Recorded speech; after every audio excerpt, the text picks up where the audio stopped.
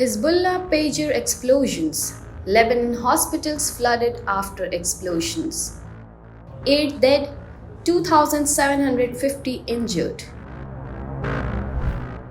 A series of devastating explosions rocked Lebanon on September 17, 2024, claiming the lives of at least 8 people and injuring 2,750 others. The blast, reportedly triggered by exploding handheld pagers, have left the nation in shock.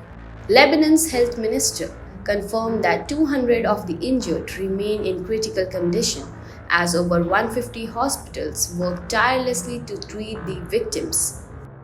Earlier reports from Arab media indicated that nearly 1,000 Hezbollah operatives were affected by the blast, with injuries also reported among Hezbollah figures in Syria. In a concerning development, Iran's ambassador to Lebanon was among those injured.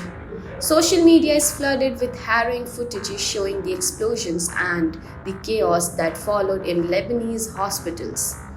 Some unverified sources claim the blast may have been the result of an Israeli cyber attack, although no official confirmation has come from Israeli authorities.